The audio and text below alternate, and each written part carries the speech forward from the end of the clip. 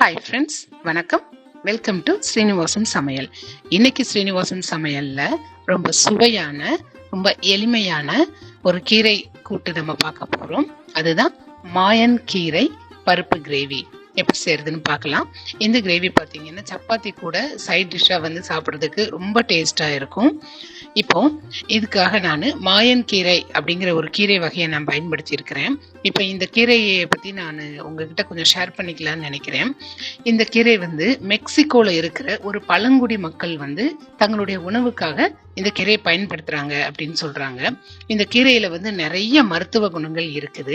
இந்த கீரையை வந்து நம்ம சாப்பிட்றப்ப நமக்கு ஒரு நல்ல சுறுசுறுப்பு தன்மை கிடைக்கும் அப்படின்னு சொல்றாங்க.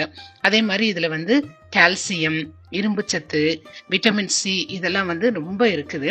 இந்த கீரையை நம்ம சாப்பிட்றதுனால நம்ம ரத்தத்துல இருக்கக்கூடிய ஹீமோகுளோபினுடைய எண்ணிக்கை அதிகரிக்கும் அப்படின்னு சொல்லி ஆராய்ச்சிகள் சொல்லுது.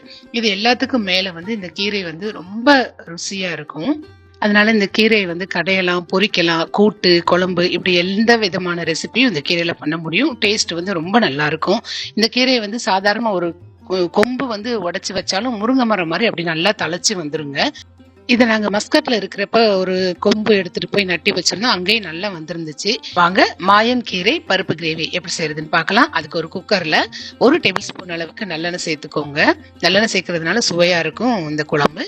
அது கூடவே 1 டேபிள் ஸ்பூன் அளவுக்கு கடுகு உளுந்தம் பருப்பு சேர்த்துக்கோங்க. கொஞ்சமா கருவேப்பிலை, 1 மிளகாய் இந்த மாதிரி கீரி சேர்த்துக்கோங்க. இது நல்ல வாசனையை கொடுக்கும் நம்ம கிரேவிக்கு. இதை லேசா அப்படி வறுத்துக்கோங்க. அதாவது கடுகு வெடிக்கிற வரைக்கும் வறுத்துட்டு ஒரு பெரிய வெங்காயம் இந்த மாதிரி சின்ன சின்னதா வெட்டி அதையும் கூட சேர்த்துக்கோங்க. சேர்த்துட்டு வெங்காயம் லேசா வந்து ப்ரௌன் ஆகிற வரைக்கும் இதை நல்லா வதக்கிக்கோங்க. இப்ப இந்த மாதிரி வெங்காயத்தை வதக்கிட்டு நம்ம கூட்டு பண்றதுனால ரொம்ப டேஸ்டா இருக்கும். இப்ப இது கூடவேவும் நம்ம 2 தக்காளி இந்த மாதிரி சின்ன சின்னதா வெட்டி அதையும் கூட சேர்த்துக்கிடணும். இந்த கீரையில் நம்ம புளியெல்லாம் எதுவுமே சேர்க்கல, புளிக்காக தான் இந்த தக்காளி சேர்க்கிறோம். சேர்த்துட்டு தக்காளி நல்லா வதங்குற அளவுக்கு இந்த மாதிரி வதக்கிட்டே இருங்க. இது நல்லா வதங்குறதுக்காக நீங்க என்ன செஞ்சுக்கோங்க, கொஞ்சமா இது கூட உப்பு சேர்த்துக்கோங்க. உப்பு சேர்க்கறதுனால தக்காளி சீக்கிரமா வதங்கிரும். இப்ப இந்த கீரையை வந்து கேரளா மக்கள் அதிகமா பயன்படுத்துறாங்க அப்படின்னு சொல்றாங்க. அதுவும் போக இந்த கீரையினுடைய ஒரு பிளஸ் பாயிண்ட் என்னன்னு சொன்னா, வருஷத்துல 365 நாளுமே இதனுடைய இலைகள் வந்து நல்லா பசுமையா இருக்கும். எப்ப வேணாலும் நம்ம பறிச்சுக்கிடலாம். வீட்டுல காய்கள் ஏதாவது இல்லை அப்படின்னு சொன்னா டக்குன்னு பறிச்சு நம்ம செஞ்சிட முடியும். இப்ப நல்லா வதங்கினதுக்கு அப்புறமா வந்து இந்த கீரையை வந்து சேர்த்துக்கோங்க. இதை வந்து கழுவிட்டு நல்லா வெட்டி சுத்தம் பண்ணிட்டு சேர்த்துக்கோங்க. இப்ப இந்த மாயன் கீரைக்கு பதிலாக இந்த கிரேவிக்கு நீங்க வந்து அரைக்கீரை, தண்டுக்கீரை, பாலக்கு இப்படி எதுனாலும் பயன்படுத்தலாம். அதாவது அகத்துக்கீரை, முருங்கைக்கீரை தவிர எந்த கீரை வகையிலையும் நீங்க வந்து கிரேவி செய்ய முடியும், அதாவது குழம்பு செய்ய முடியும். இது கூடவே இப்போ 50 கிராம் அளவுக்கு பாசிப்பருப்பு சேர்த்துக்கோங்க. அது கூடவே 2 டேபிள் ஸ்பூன் அளவுக்கு குழம்பு மிளகாய் தூள் சேர்த்துக்கோங்க. இந்த குழம்பு மிளகாய் தூள் வந்து எப்படி செய்யணும்ட்டு நான் லிங்க் டிஸ்கிரிப்ஷன்ல கொடுத்துருக்கேன், தேவைப்பட்டா பாருங்க. கொஞ்சமா மஞ்சத்தூள், 1/4 டீஸ்பூன் அளவுக்கு பெருங்காயம் சேர்த்துக்கோங்க வாசனைக்காக. சேர்த்துட்டு இதை நல்லா இந்த மாதிரி கலந்து விட்டுருங்க. நான் போட்ட இந்த குழம்பு மிளகாய் தூள் வந்து நம்ம சாம்பாருக்கும் பயன்படுத்தலாம், சாம்பார் பவுடர் அப்படின்னு கூட சொல்லலாம். அது கூடவே இப்போ தேவையான அளவு தண்ணி சேர்த்துக்கோங்க கீரை வேகிறதுக்கு. அதாவது இது எல்லாமே மூழ்கிற அளவுக்கு தண்ணி சேர்த்துக்கோங்க, சரியா இருக்கும். இப்போ இந்த குக்கரை வந்து நம்ம மூடி வச்சிடணும். மூடி வச்சுட்டு வெயிட் போட்டுருங்க. வெயிட் போட்டுட்டு இது நல்லா வேகணும். அதுக்கு வந்து நீங்க 3 விசில் கொடுத்து வேக விடுங்க. ஏன்னா நம்ம தக்காளி சேர்த்துருக்கிறதுனால பாசிப்பருப்பு நல்லா வேகணும். அதனால நீங்க 3 விசில் வந்து கொடுங்க. இப்ப 3 விசில் வந்துருச்சு, ப்ரெஷர் எல்லாமே அடங்கிருச்சு. இப்ப நான் அந்த குக்கர் ஓபன் பண்றேன். நீங்க பாருங்க எப்படி வெந்திருக்குதுன்ட்டு. பாருங்க, கீரை, பாசிப்பருப்பு, தக்காளி இது எல்லாமே நல்லா வந்து வெந்துருச்சு.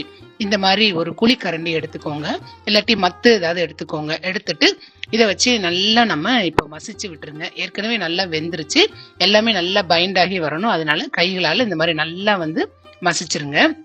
இந்த மாதிரி செய்யறப்ப கூட்டு வந்து ரொம்ப டேஸ்டா இருக்கும். இந்த கீரை கூட்டு வந்து ரொம்ப டேஸ்டா இருக்கும்.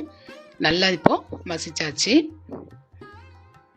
இப்போ வீட்டுல காய்கறிகள் இல்லாத நேரங்கள்ல வந்து நம்ம டக்குன்னு இந்த மரம் இருந்துச்சுன்னு சொன்னா கொஞ்சம் கீரையை பறிச்சு நம்ம இந்த மாதிரி சைட் டிஷ் வந்து பண்ணிட முடியும். இப்ப இது இன்னமும் டேஸ்டா இருக்கிறதுக்காக ஒரு 2 டேபிள் ஸ்பூன் அளவுக்கு நல்லெண்ணெய் சேர்த்து ஒரு குழிக்கரண்டியில அது கூடவே கொஞ்சமா கருவேப்பிலை, கொஞ்சமா 2 பச்சை மிளகாய் கீரி இந்த மாதிரி சேர்த்துக்கோங்க. சேர்த்துட்டு அந்த கிரேவி கூட நம்ம இப்ப சேர்த்துடணும். எந்த விதமான கூட்டு செய்யறப்பையும் நல்லா ஞாபகம் வச்சுக்கோங்க, நல்லெண்ணெயில மிளகா வந்து நம்ம தாளிச்சு போடுறப்ப வந்து அதனுடைய சுவையும் மனமும் ரொம்ப நல்லா இருக்கும், டேஸ்ட் ரொம்ப ரொம்ப அருமையா இருக்கும். இப்ப இந்த கூட்டு கூட நம்ம சேர்த்துடணும். சேர்த்துட்டு இத இந்த மாதிரி ஒரு தடவை நல்லா கலந்து விட்டுருங்க. இப்ப நம்ம சூப்பரா ரெடி பண்ணிட்டோம் மாயன் கீரை பருப்பு கிரேவி. இந்த கிரேவி பாத்தீங்கன்னு சொன்னாங்க சப்பாத்தி பூரி கூட சாப்பிட்றதுக்கு ரொம்ப அட்டகாசமான சைட் டிஷ். இப்ப நான் ஊர்ல இருந்து வந்ததுனால ஃப்ரிட்ஜ்ல காய்கறி எதுவுமே இல்லை. வெளியில வந்து பார்த்தேன் இந்த மலைக்கு நல்லா தளைஞ்சிருந்துச்சு இந்த கீரை, அதனால பறிச்சு இந்த கிரேவி நான் டக்குன்னு செஞ்சுட்டேன். இந்த மரம் வந்து நீங்க கண்டிப்பா வீட்டுல வளர்த்துக்கோங்க. ஒரு கொம்பு வளர்த்தா போதும், நிறைய நம்மளுக்கு இது பயன் தரும். வீட்டுல காய்கறிகள் இல்லாத நேரத்துல நம்ம டக்குன்னு செஞ்சுக்கிட முடியும். அதை விட பாத்தீங்கன்னா இந்த கீரையில வந்து நம்ம கடையெல்லாம், பொரிக்கலாம், கூட்டு செய்யலாம், எல்லாமே செய்ய முடியும். அதனால வந்து ரொம்ப பயனுள்ள ஒரு கீரை அப்படின்னு நான் உங்க கூட ஷேர் பண்ணிக்கணும்னு நினைக்கிறேன். கண்டிப்பா இந்த ரெசிபியை நீங்க ட்ரை பண்ணுங்க. ட்ரை பண்ணிட்டு எப்படி வந்துச்சு அப்படின்னு எனக்கு கீழே கமெண்ட்ஸ்ல வந்து கண்டிப்பா சொல்லுங்க. மறக்காம ஸ்ரீனிவாசன் சமையலுக்கு சப்ஸ்கிரைப் பண்ணுங்க. தினம்தோறும் திருமண விருந்து உங்கள் ஸ்ரீனிவாசன் சமையலில். தேங்க்யூ.